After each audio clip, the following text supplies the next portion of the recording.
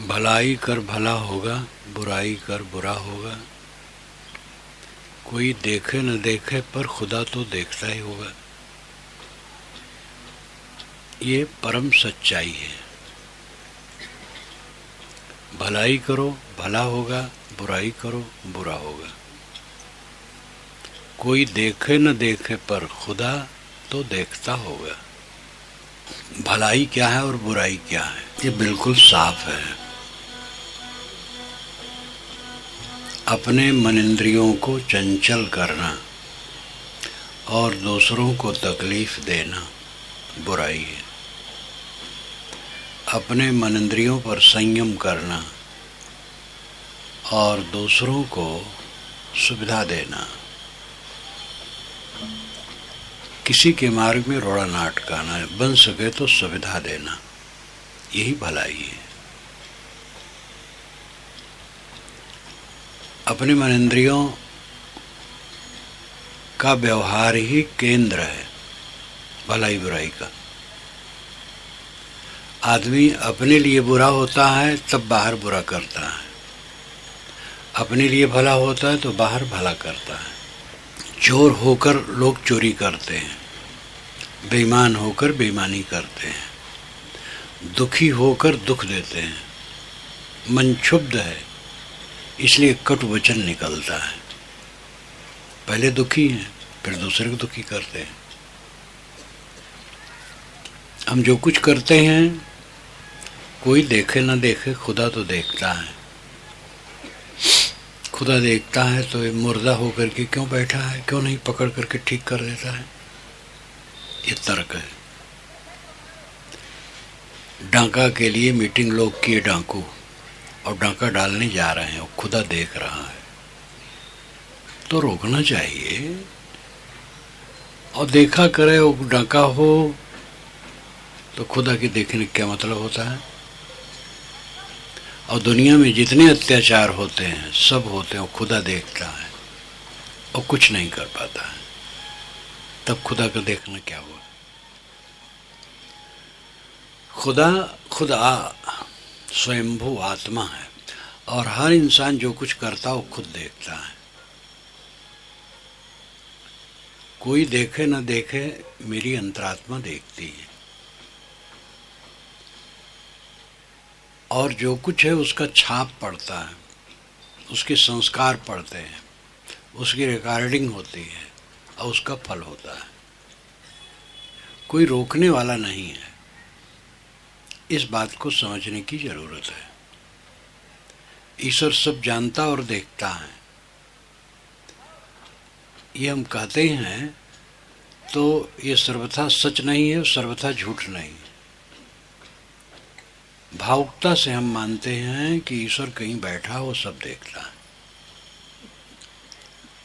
अब अगर ऐसा कोई ईश्वर हो जो कहीं देखता हो बैठ करके सब और बलवान हो तो होने नहीं देगा। आपका बच्चा आग में जा रहा है अब आप देखते हैं, अब आग से नहीं रोकते हैं तो क्या मतलब हुआ। अपने बच्चे को आग की तरफ जाते देख करके तुरंत आप पकड़ लेंगे। बड़े बड़े गबन होते हैं आजकल तो नेता 10-20 करोड़ का गबन नहीं करते हैं, खरबों खरबों का करते हैं। व्यभिचार, चोरी, हत्या, आतंकवाद, निरपराध लोगों के बीच में बम रख दिया और फट गया और अनेक लोग मर गए। जितना अपराध और पाप होता आप जानते हैं। आप लोग अखबार पढ़ते हैं और टीवी भी देखते हैं, मैं दोनों नहीं कर पाता हूँ। अखबार भी नहीं पढ़ पाता हूँ, टीवी भी नहीं देख पाता हूँ, लेकिन बातें छन के आती हैं तो सुनता हूँ, जानता हूँ। तो पाप बहुत होता है दुनिया में और उसका देखने वाला है, सब देख रहा है, जान रहा है और कुछ नहीं कर पा रहा है तो उसका देखना न देखना बराबर है। फिर तो जिस ढंग से लोग मानते हैं, व्यक्ति ईश्वर की कल्पना करते हैं कि ईश्वर कोई व्यक्ति है और वो बैठ करके सब देख और जान रहा है, वैसा नहीं। किंतु ईश्वर खुदा है, वो सबके दिल में है और वो देखता है। हम चोरी करते हैं तो हमारी चौरत क्रिया कोई जाने देखे न जाने देखे, मैं खुद जानता और देखता हूँ। मैं कोई कुकर्म करता हूँ, कोई एक ईश्वर अलग कहीं बैठ करके सब देखता और जानता है, ऐसा नहीं है। एक सर्वशक्तिमान ईश्वर कहीं बैठा और देखे या जाने तो बुराई होने ही नहीं देगा। ईश्वर की कल्पना भी इसीलिए की गई है कि वो सर्वशक्तिमान है, सर्वज्ञ है और सर्वत्र है। सर्वत्र है, सब जगह है, और सर्वज्ञ सब कुछ जानता है, और सर्वशक्तिमान है, जो कुछ कुछ कर दे, बुरा नहीं करेगा, अच्छा करेगा, तो पाप दुनिया में होगा ही नहीं। और इसीलिए ऐसे ईश्वर की कल्पना की गई। ये कल्पना बहुत सुंदर है, लेकिन ये कल्पना इस ढंग से यथार्थ नहीं है। क्योंकि ऐसा यथार्थ हो कि वो सब जगह हो, सब कुछ जानता है और कुछ भी कर सकता है, तो बुराई होने ही नहीं देगा। तब इसका सार क्या है? सबका अंतरात्मा खुदा है, सबका अपना अस्तित्व खुदा है,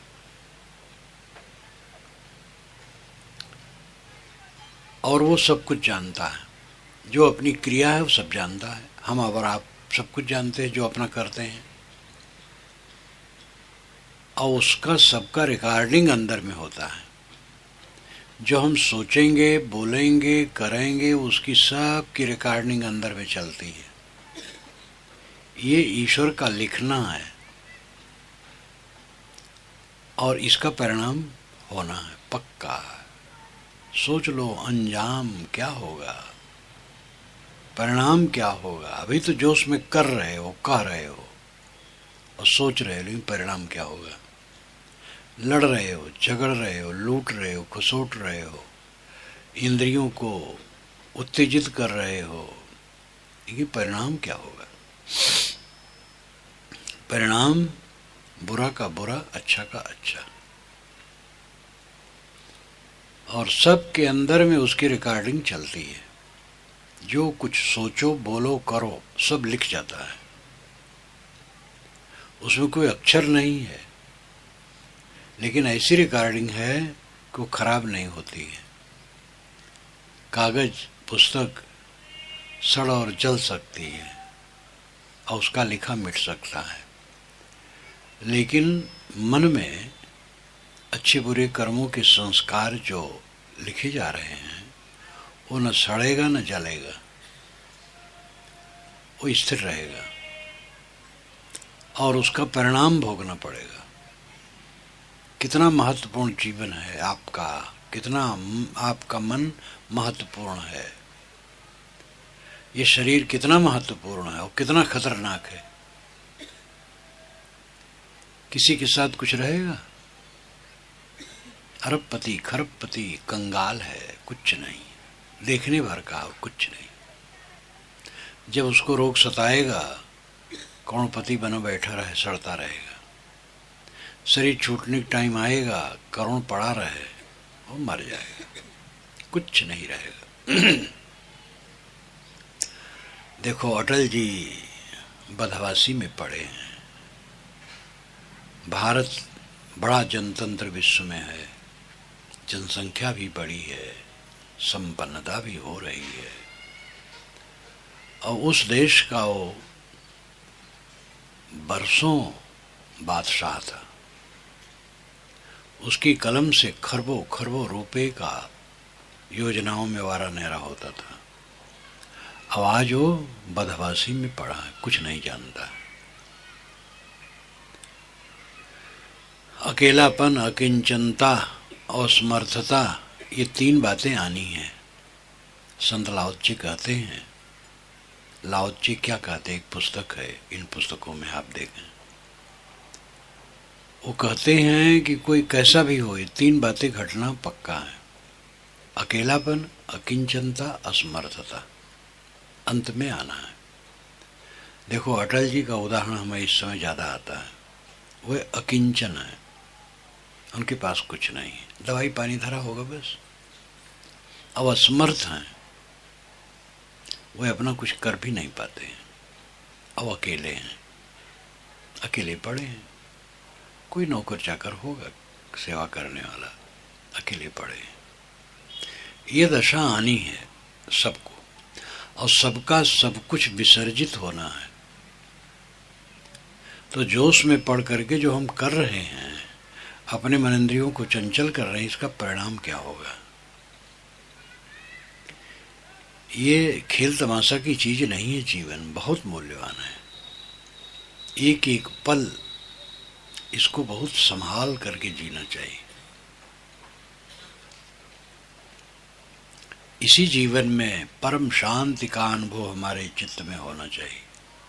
जीवन की सफलता यही, परम शांत, क्लेश रहित, द्वंद्व रहित चित्त, निर्मल मन, परमानंद में डूबा, भय, शोक, मोह, पीड़ा, उद्वेग समाप्त, शीतल मन।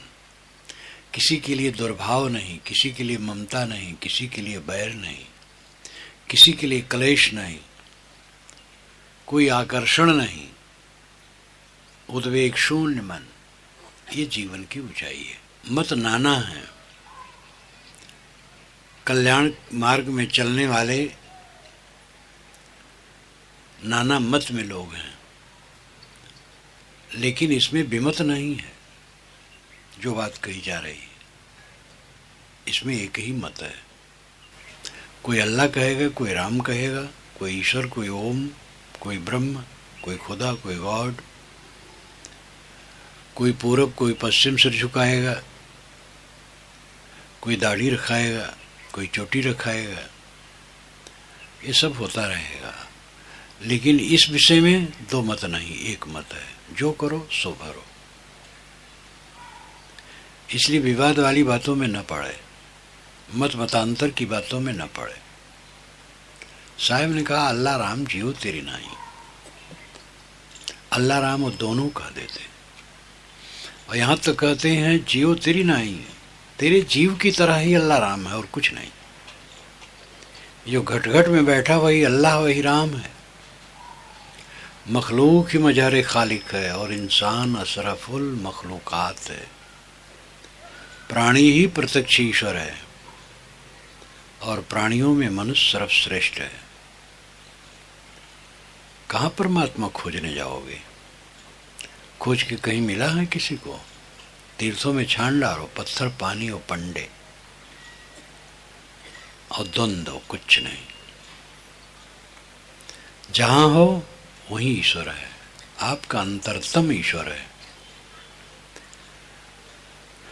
बाहर ईश्वर खोज करके अंत में ईश्वर वाले भी इधर घूमते हैं और कहते हैं। गोस्वामी जी ने अपने मानस में, रामचरितमानस में बारंबार श्री राम के सौंदर्य में आगंतुकों को मुहाया है। जो कोई आया है श्री राम से मिलने के लिए, तो गोस्वामी जी ने श्री राम की सुंदरता में उसको मुहा दी। श्री राम बड़े सुंदर हैं। लेकिन जब उन्होंने शुद्ध अध्यात्म की बात कही तब कहा, गो गोचर जहाँ लग मन जाई, सो सब माया जानहु भाई। गो इंद्रियां, गोचर विषय, गो गाय और गोचर जमीन। लेकिन यहाँ गो का अर्थ है इंद्रियां और गोचर का मतलब पांचों विषय। और जहाँ तक मन जाए सब माया है। तो इसमें राम की सुंदरता गोचर से अलग है। वे बड़े सुंदर हैं, सांवले हैं, उनकी आंखें बड़ी बड़ी हैं, हाथ बड़ा है, सीना चौड़ा है। तो ये क्या है? माया से अलग है? ये भी तो वही है। देखी सुनी गुनी मन माही, मोह मूल परमार्थ नाही। जो देखोगे, सुनोगे, मन में सोचोगे, वो मोह का कारण बनेगा, परमार्थ उसमें नहीं रहेगा। तो ये भी तो देखने सुनना हुआ, राम का चेहरा भी तो देखने सुनना हुआ, तो परमार्थ उसमें कहाँ? देखने वाले को देखो, जो सबको देखता है उसको देखो। सबको कौन देखता है? आत्मा। तो आत्मा को देखो, अपनी तरफ लौटो। हम तो कबहु न निज घर आए, हम अपने घर में कभी नहीं आए, भटकते रहे बाहर। निज घर,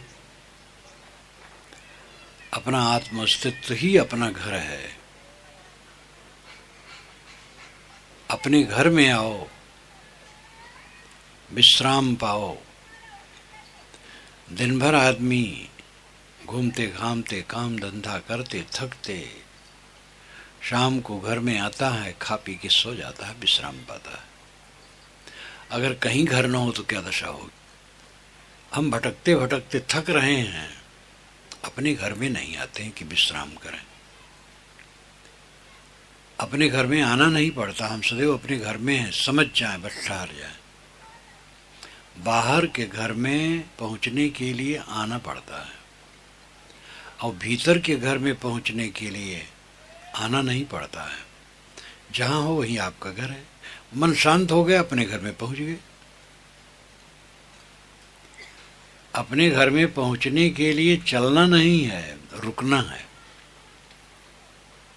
बाहर के घर में पहुंचने के लिए चलना पड़ेगा। घर से बाहर हैं तो चलेंगे, तब घर में पहुंचेंगे।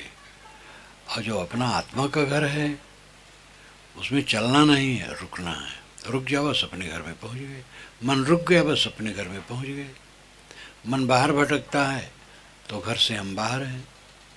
अपने घर में लौटो। सबका घर अपने पास है, सबका आनंद भवन अपने पास है, सबका स्वर्ग, सबका मोक्ष धाम, गोलोक, शिवलोक, साकेत लोक, स्वर्गलोक, जन्नत सब के पास है।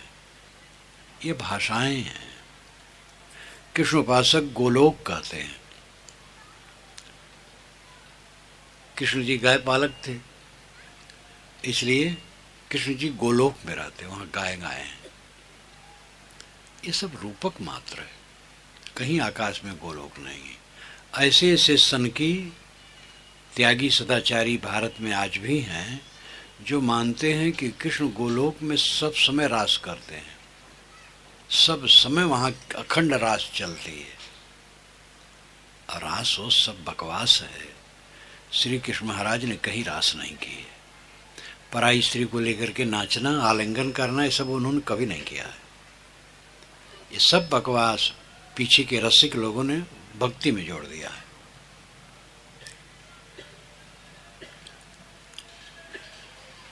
गोलोक कृष्ण वालों का, राम वालों का साकेत लोक, ब्रह्मवादियों का ब्रह्मलोक, शैवों का शिवलोक, मुसलमानों का जन्नत, निर्गुणी धारा वालों का सतलोक, ये सब एक ही बात है। राधा स्वामी वालों का धुरधाम, ये सब अलग अलग नहीं है। अपना आत्मा ही धुरधाम है, सतलोक है, गोलोक है, साकेत लोक, ब्रह्मलोक है, शिवलोक। आत्मलोक को छोड़ करके कोई लोक पा करके हम स्थिर नहीं होंगे। किसी लोक में चले जाएं, भटकेंगे। बाहर का लोक तो छूटने वाला है, आत्मलोक ही अपना लोक है। याज्ञवल्क्य ने जनक को समझाते हुए बृहदारण्यक उपनिषद में कहा, पुत्र ऐषणा, वित्त ऐषणा, लोक ऐषणा छोड़ दो, अपने आप शांत हो जाओ। जनक, मैंने तुम्हें ब्रह्मलोक में पहुंचा दिया। ये आत्मा ही ब्रह्म है। आत्मा में विश्राम पा जाना, आत्मलोक ब्रह्मलोक में पहुंच जाना है। काम बहुत सरल है। कूड़ा कचरा छोड़ करके हीरा ग्रहण करना है। शरीर से पूरा संसार कूड़ा कचरा है, अब आत्मा हीरा है। हीरा उपलक्षण मात्र है, हीरा तो पत्थर है, आत्मा तो चेतन है। कहा नानक बिन आपा चीन्हे, मिटे न भ्रम की खाई। नानक साहब कहते हैं, आपा को पहचाने बिना भ्रम की खाई नहीं मिटेगी। आपा अपना स्वरूप, आत्मस्तित्व, अपने आत्मस्तित्व को पहचाने बिना भ्रम की काई नहीं मिटेगी। अपने को पहचानो, अपने को जानो और अपने को संभाल लो। रात दिन जागते रहो। इंद्रियां चंचल, मन चंचल, जो नहीं सोचना चाहिए वो सोचना, जैसा नहीं बोलना चाहिए वैसा बोलना, जैसा नहीं करना चाहिए वैसा करना, जैसा नहीं खाना चाहिए वैसे खाना, जैसा नहीं पीना चाहिए वैसे पीना, यही सब आदमी करता है। बिरले हैं जो ठीक ठीक करते हैं, नहीं तो आदमी इसमें व्यतिक्रम किए बैठा है और उसी का परिणाम उसको भोगना पड़ रहा है। रात दिन अशांत, पीड़ित, दुखी, संतप्त। सामान्य लोग समझते हैं कि हम सामान्य हैं इसलिए सुखी नहीं हैं, धनी लोग सुखी होंगे। राण रोए शेर शेर, अहिबाती रोए दुई दुई शेर, ये अवध क्षेत्र की कहावत है। राण 1-1 किलो रोती है और पति वाली 2-2 किलो रोती है। गैर लड़के वाले जितना रोते हैं, लड़के वाले ज़्यादा रोते हैं। गैर लड़के वालों को कहे कि भाई हमारे लड़के नहीं, क्या करें। और लड़के वाले तो झगड़ में पड़े हैं, अपने लड़के से झगड़ा करते रहते, ज़्यादा रोते हैं। ये दुनिया की चीज़ द्वंद्वात्मक है। दुनिया की उपलब्धियों में अपने को सफल मानना भयंकर भ्रम है। धन ज़्यादा बढ़ गया, प्रतिष्ठा बढ़ गई, मान सम्मान बढ़ गया, पद बढ़ गया, ऐश्वर्य बढ़ गया, और इसमें कोई खुश हो, बहुत भोला है, और तो भटक गया। 4 दिन की चांदनी फिर अंधेरी रात, 4 दिन की ये चमक दमक फिर खो गई सब। और इनके बीच में पढ़ करके जो उसने अपने को अनियंत्रित किया, उसका अंजाम दुख। पूरा जीवन आदमी धोखे में बिताता है। जहां वो सच समझता है पूरा पूरा धोखा है, और ये धोखा समझ में नहीं आता है। जब समझ में आएगा तब कुछ कर नहीं पाओगे। जब लोग खाट से उतार करके जमीन पर लेटा देंगे, अंतिम समय में लोग जमीन पर लेटा देते हैं, ये भारतीय परंपरा का रस्म है। उस समय समझ में आएगा सब धोखा है, लेकिन कुछ नहीं कर पाओगे। अभी समझ सकते हो, कर सकते हो, लेकिन अभी समझ नहीं है। अभी तो घूम रहे हो, भाग रहे हो, दौड़ रहे हो, चाल पाल में हो, ये है वो है वो है वो है, धोखा धोखा में समय बीत रहा है। और जब समझ में आएगा तो कुछ भी नहीं कर पाओगे। इसलिए पहले समझ लो। कहीं कबीर हम जात पुकारा, पंडित होए सो ले बिचारा। साहब कहते मैं पुकारे जा रहा हूँ, इसमें जो कोई पंडित हो विचार ले। पंडित का मतलब विवेकी। प्रज्ञा शब्द से पंडा शब्द बना लगता है। प्रज्ञा, विवेक, ज्ञान, और उसी से पंडित है। पंडित कौन है? जो प्रज्ञावान है, विवेकवान है। सत्यासत्य विवेकिनी बुद्धि पंडा, यस्य बुद्धि पंडा स पंडिता। सत्यासत्य विवेकिनी बुद्धि पंडा है, और जिसकी बुद्धि पंडा है वो पंडित है। जो सही और गलत को देखे और समझे और उसको अलग अलग करके सही ले, गलत को छोड़ दे, वो पंडित है। भाषा के पंडित तो बहुत हैं, जो वासना में बहते हैं। असली पंडित वह है, चाहे वो अक्षर जानता हो न जानता हो, समझने योग को समझता है, करने योग को करता है। वेदविद, मंत्रविद, वेदविद, वेद्यविद, ये 3 ज्ञाता माने जाते हैं वैदिक परंपरा में। मंत्रविद, जो वेदों के मंत्रों के अंग उपांग के सहित उसे जानता है और ठीक उच्चारण से उसका पाठ करता है, उसको मंत्रोविद कहते हैं। और वेद के मंत्रों का जो अर्थ विवरण पूर्वक कर देता है उसको वेदविद कहते हैं। और तीसरा है वेद्यविद। वेद्य नाम जानने योग, वेद नाम जानना, और वेद्य नाम जानने योग्य। जो जानने योग को जानता है वो वेद्यविद है, वो सबसे श्रेष्ठ है। वेद के मंत्र बहुत कंठ है और बड़े स्वर से उसका उच्चारण कर लेता है, अर्थ भी कर लेता है, लेकिन जो जानने योग्य हो नहीं जानता है तो क्या मतलब हुआ। दूसरों की गायों को गिनने वाला क्या पाता है, महाभारत में बात आती है, गाय किसकी? जो चराता है, जो मालिक है, किसकी गाय है? गाय उसकी जो दूध पीता है। एक आदमी आम के पेड़ को गिनता है, शाखाओं की मोटाई नापता है, पत्ते का व्यास नापता है और फल के गुणधर्म का विश्लेषण करता है, और एक आदमी आम खाता है। तो जो खाता है वही असली है, और तो विश्लेषण करते रहें। तो ये पांडित्य काम नहीं करता है, बड़ा बड़ा पांडित्य निरर्थक है। आचरण सबसे बड़ी चीज है। समझो और करो, ठहरो, देखो और चलो। वहाँ पर फैजाबाद के कंटोनमेंट में एक खतरा हो गया। सेना की कॉलोनी में एक अफसर सेना का मोटरसाइकिल से तेज जा रहा था, और एक मोड़ पर उधर से सेना ही की गाड़ी आई, तो सामने उसे घुस गया, तुरंत ही समाप्त हो गए। तो मोड़ मोड़ पर हर जगह ये लिख दिया गया, ठहरो, देखो, चलो। तो वहाँ पर मैं एक बार बुलाया गया भाषण के लिए।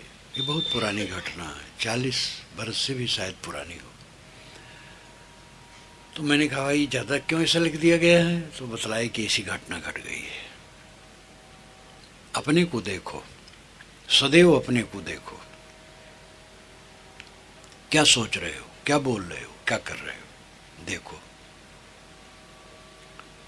सोचने में अगर राग द्वेष की बात सोच रहे हो तो नरक कर रहे हो। बोलने में असत्य, कटु, अश्लील बोल रहे हो तो नरक कर रहे हो। करने में किसी का अहित कर रहे हो तो नरक कर रहे हो। इसी को पकड़ो, सोचना, बोलना और करना तीनों को संभालो। संकल्प विकल्प आते हैं, सब बेकार की बातें, मरी मरी बातें याद कर कर के चित्त चल रहा है। नींद खुली, बस पुरानी पुरानी बातें याद हुई, अब उसमें राग आया, द्वेष आया। किसी ने हमें ऐसा कहा था तो हमने उसको ऐसा कहा था। अब तर्क शुरू हो गया, वो ऐसा कहता है, मैं ऐसा जवाब दूंगा, कौन होता है वो, और फिर जवाब दे रहे हैं मन ही मन में। ये सब नरक है। संकल्पों के त्यागी बनो, जो मुर्दा बातें छोड़ दो। नींद खुले, आत्मचिंतन करो, मैं अकेला हूं, मेरे साथ कोई नहीं है। आपका नंगा स्वरूप क्या है? ये हम देह में बैठे हैं, हड्डी का कंकाल है, मांस अंदर में छाया है, फिर चाम लपेटा है, फिर कपड़ा पहने हैं, यही सब अपना स्वरूप हम मानते हैं। ये सब मेरा स्वरूप ही नहीं है। मेरा स्वरूप तो शुद्ध चेतन है, निर्वय, रंग रूप रहित, आकार रहित, ज्ञान मात्र। उसका अहंकार नहीं होता है। अहंकार देह का होता है, नाम रूप का होता है, आत्मा का अहंकार नहीं होता है। आत्मभाव में आओ, ऐसी पुस्तकों को पढ़ो, सोचो, समझो, चिंतन करो, आत्मज्ञान को मजबूत करो। आपका स्वरूप, आपका अस्तित्व निर्मल, निर्वय, रंग रूप रहित, शुद्ध बुद्ध है, परम शांतमय है, परमानंदमय है। ये देह तो एक कूड़ा कबाड़ है, और देह के साथ मिला हुआ सब कूड़ा कबाड़ है। और इस कबाड़ के लिए कुछ कबाड़ की जरूरत है। शरीर कबाड़ है तो इस कबाड़ के लिए कुछ जरूरत है, इसलिए उसका उपयोग करो, लेकिन उसको धन समझो। दुनिया का धन उपयोग के लिए है और उसका अपना महत्व है। आपके जेब में रुपए हैं, भूखे हो गए तो कहीं कुछ खरीद के खा लिए, बस पर बैठे टिकट कटा लिए, मंजिल चले गए, ट्रेन पर बैठे। तो ये जो दुनिया की चीजें हैं ये बर्ताव के लिए है, ये असली धन नहीं है। असली धन तो राम धन है, जो अंदर में बैठा है, बोलता चेतनात्मा। उस धन को समझो और उस धन में स्थित हो। ये बाहरी धन के उद्वेग में न पड़ो, ये नकली है और क्षण ही में खो जाने वाला है, किसी का कुछ रहने वाला नहीं है। जिस देह को हम बहुत मानते हैं मेरी है मेरी है मेरी है, ऐसी खोएगी कि सदा के लिए शून्य हो जाएगी। सबका शून्य होता है, एक का थोड़े है, सबकी बात यही है।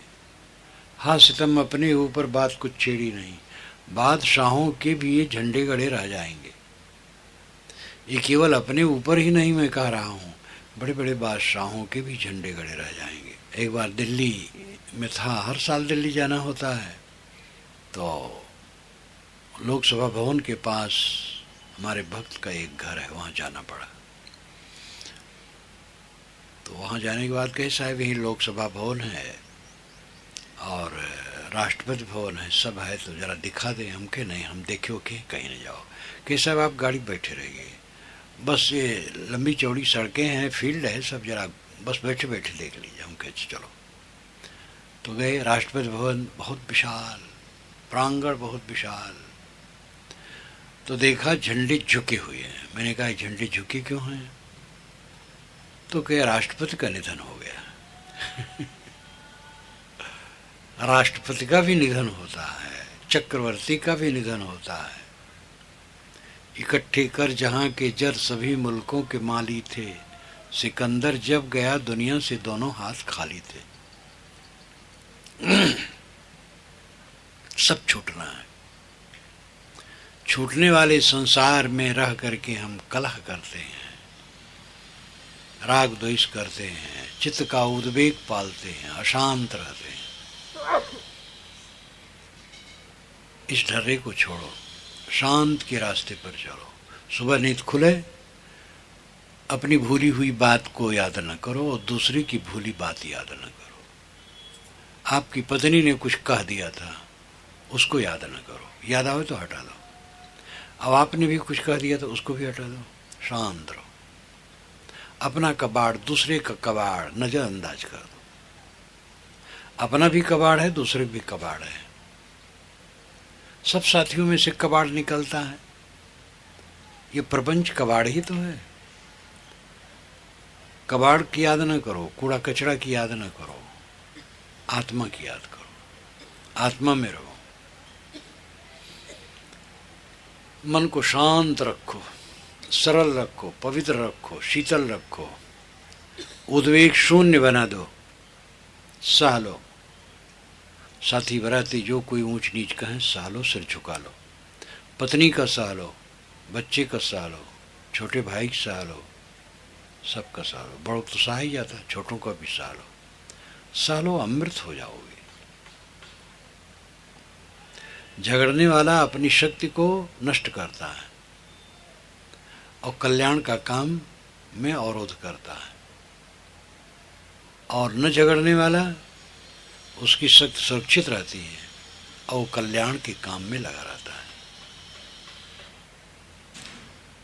विवाद करने वाला अपनी शक्ति को व्यर्थ नष्ट करता है और उसका रचनात्मक काम नहीं होता है। विवादहीन व्यक्ति का रचनात्मक काम होता है, उसकी शक्ति सुरक्षित रहती है। तो मैंने शुरू में कहा था, यहाँ ऋषि ने भजन गाया था, बहुत बढ़िया प्रसिद्ध भजन है। भलाई कर भला होगा, बुराई कर बुरा होगा। कोई देखे न देखे पर खुदा तो देखता होगा। कोई देखे न देखे, खुदा तो देखता है। वो खुदा क्या है? आत्मा। आप चोरी करो चाहे दान करो, आपकी अंतरात्मा जानती है और उसका फल होगा। इसलिए सब समय, सब जगह, सब लोग सावधानी रखो, जीवन से बुराई न हो, भलाई हो। यही जीवन का सच्चा रास्ता है। मैं अपनी वाणी को विराम करता हूँ।